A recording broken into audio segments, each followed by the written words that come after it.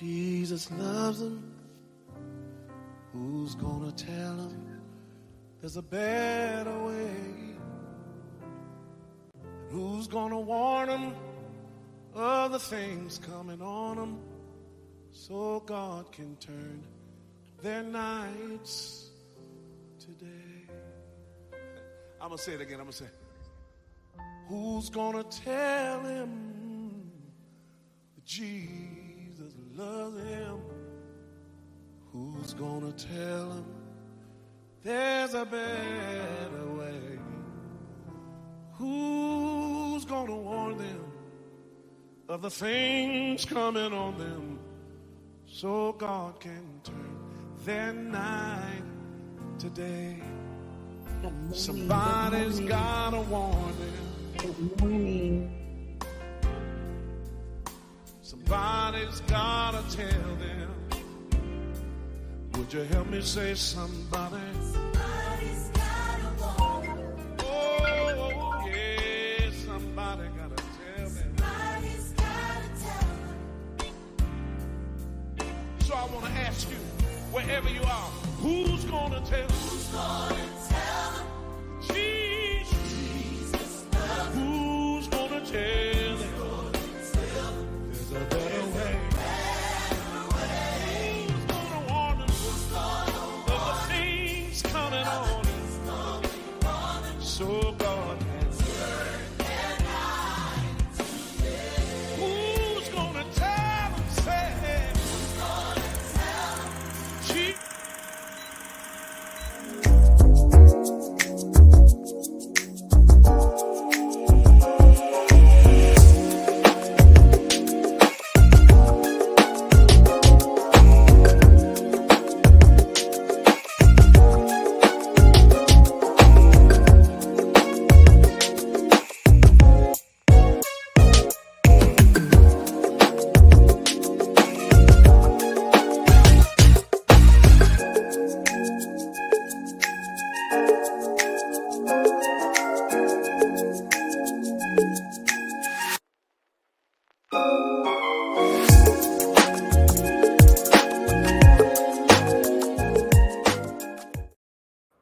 Good morning, good morning, good morning, and welcome to another edition of Teardrops Transformation Tidbits with Patrice.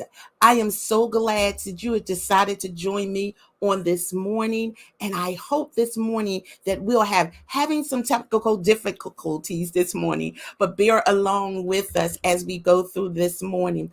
On this month, in the month of September, we've been talking about if it costs you your peace, then it is too expensive. And we're going to continue the talk with regards to our peace in the month of September. Last week, we talked more so about peace, the all-consuming peace that changes everything in our life. And this week, we want to go on, and we talked about last week, before I get into this week, we talked about cravings, and we talked about the things that you crave. We talked about the 3 different types of peace. We talked about the peace between God and man. We talked about the psychological peace, and that's the peace within yourself.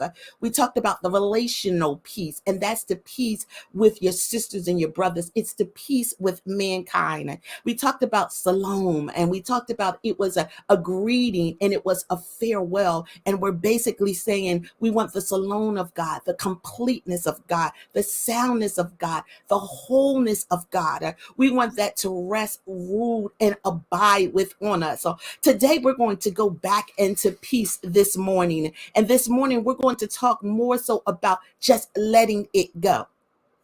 I don't know what your it is on this morning, but I just come to tell you that it's imperative in order for you to maintain your peace, to let it go. If it's something that you're choosing to say, if it's something that you're choosing to do, if it's something that you're choosing to spend your time in your money on it. And if it's disturbing you, if it's disrupting your peace, it is not worth it on today. And I want to come to let you know on this morning that simply just let it go. There's a movie out, and it's a movie that's called Frozen, and maybe some of us have seen it, and maybe some of us have not seen it. It's not really an adult movie. It's really a children's movie or a young person movie. And there's a song in that movie. And in the song in the movie, it says, let it go. Let it go. You can't hold it back anymore. It goes on to say, let it go, let it go. Turn around and slam the door.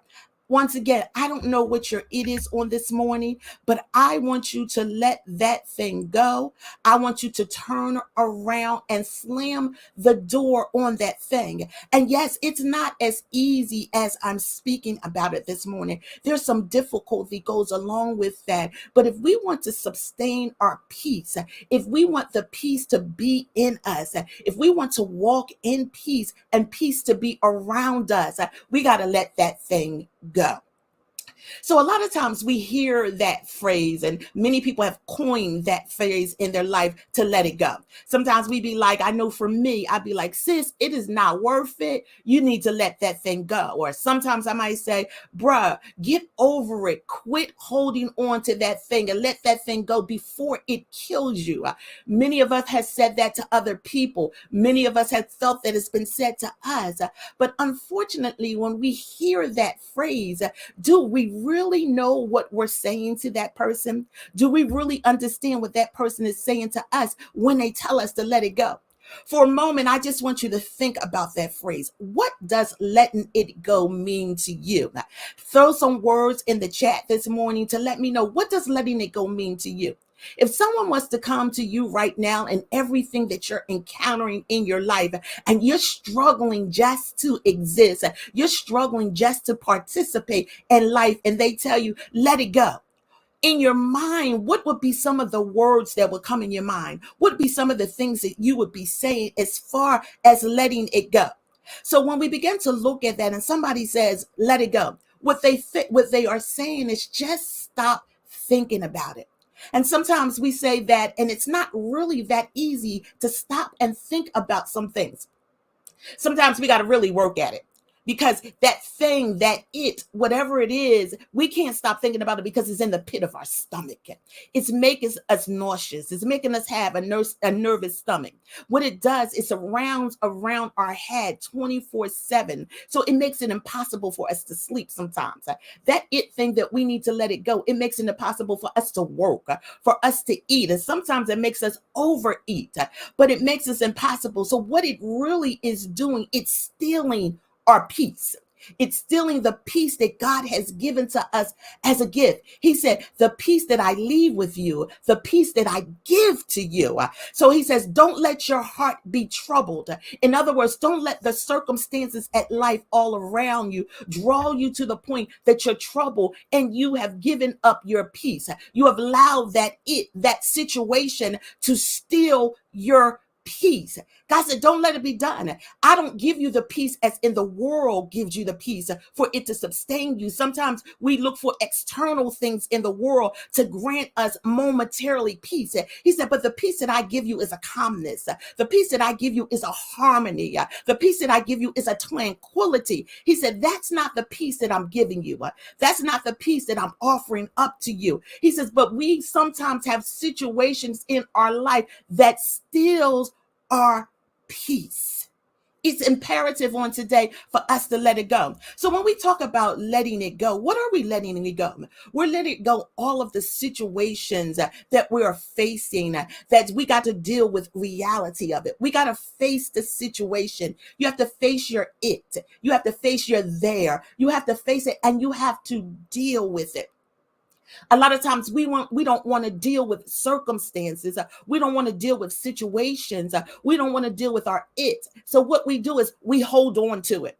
And as we're holding on to it, what we're really doing is we're bargaining with that it. We're bargaining in our mind in dealing with that circumstances, that situation, that it that's going on. And that is really no good for none of us. When we begin to look at it, we think that we have a magical mind, and in our magical thinking from our magical mind that we're holding on and bargaining with us, we're really telling ourselves that the situation that we're encountering, it's really true and we should hold on to it. We should not let it go. While in the midst of it, it's stealing and robbing us of our peace.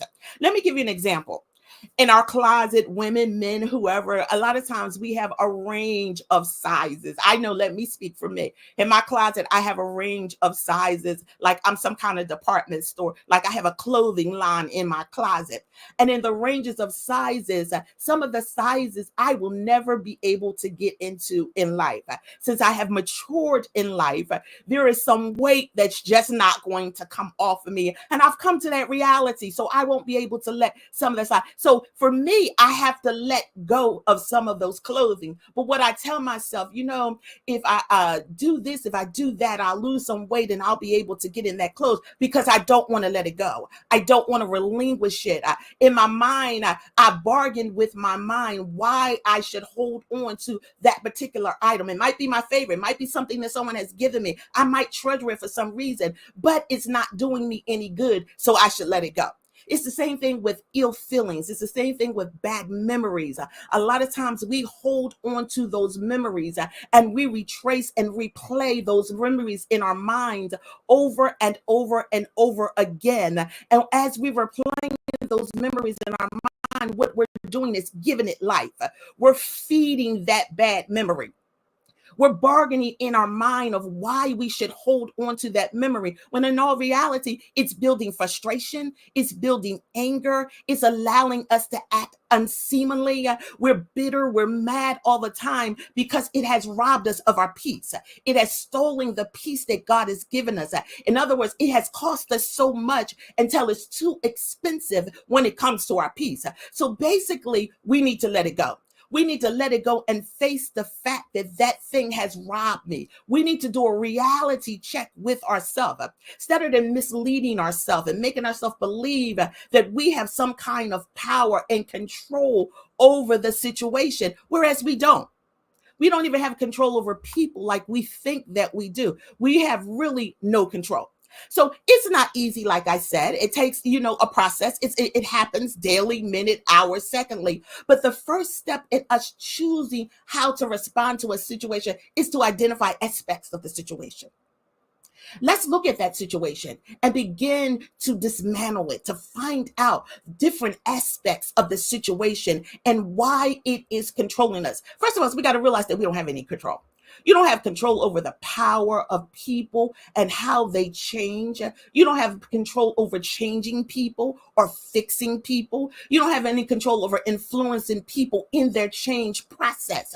We really have no power over anyone else except ourselves. If people change because of something that you have said, if you have made an impact into their life that causes them to change, it's because the person decided to choose the option of allowing your words to influence them to the level that they made a difference, that you made a difference, that an impact was come from you. So it has nothing really to do with you.